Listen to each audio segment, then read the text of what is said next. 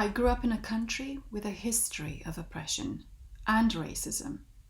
It's called Romania. I grew up in communism, in a space surrounded and suffocated by communist countries, including Soviet Russia. I grew up being told vicious lies like Țiganii sunt hoți, Bozgorii vor să ne fure Transilvania, Jidanii vor să ne înșele. I grew up being told Romanians were all white. I grew up hearing of an elusive enemy of the state, only to discover that it meant you shouldn't badmouth the system. I grew up with censorship, with rationed food, with power cuts. I even saw my mother bleed after an illegal abortion. I hate lies.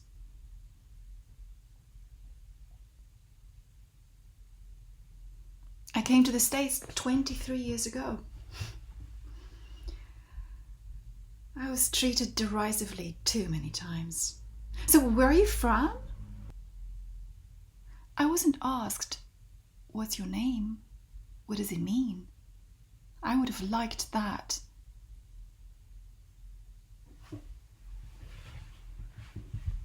My name is Catalina Florina Florescu. The first name is my middle name, but my parents always called me by that name. The second one is my first name, but I was called that only on Palm Sundays. The last one is not mine. I got it when I married. When I became an American, I was asked, would you prefer to go by Catalina officially?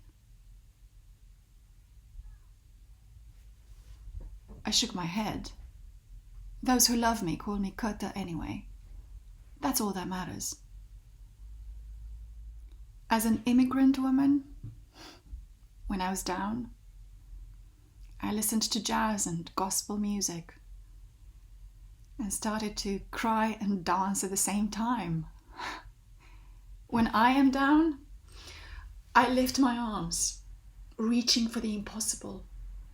If those before me could build themselves up from scratch, despite being made invisible, despite their hurt, then I should too. I refuse to give up.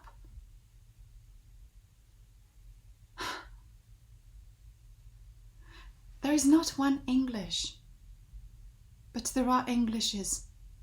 There is not one type of oppression, but an intersectional one.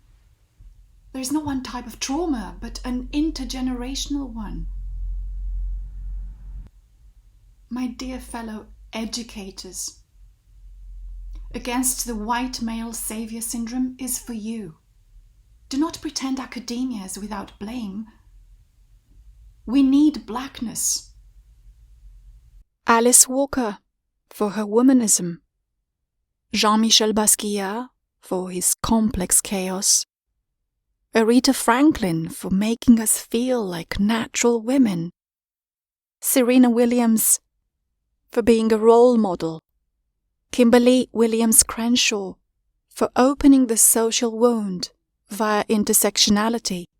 Nina Simone for her soulful songs. Tupac Shakur for his rap. Sojourner Truth for fighting against slavery. Michelle Obama for authenticity. John Coltrane for his jazz. Henry Taylor for his visual rawness. Bob Marley for his generosity. Rosa Parks for her activism. Henrietta Lacks for her personal tribute to science. Martin Luther King Jr. for his dream. John Lee Hooker for offering us one bourbon, one scotch, one beer. Audre Lorde for writing about how cancer conditions women into thinking about their bodies. Beyoncé for her empowering lyrics. Sapphire for speaking candidly about at-risk and abused children. Andra Day for showing us how to push through pain and rise up. Langston Hughes for teaching us about missed opportunities. Amiri Baraka for creating characters predating Black Lives Matter. Keegan-Michael Key for his anger translator character. Aimé Césaire for rewriting Shakespeare's The Tempest. Caribbean writers for their dub poetry. Jamaica Kincaid for her suave biography of a dress. Gloria Gaynor for Despite What We Lose, We Will Survive. Marlene Nurbes Philip for teaching us about the agony of having a mother tongue oppressed by a father tongue.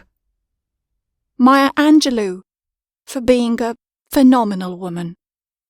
Glenn Ligon for reminding us that they are the ink that gives the white page a meaning.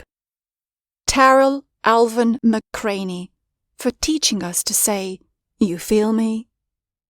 This is a beginning, not an end.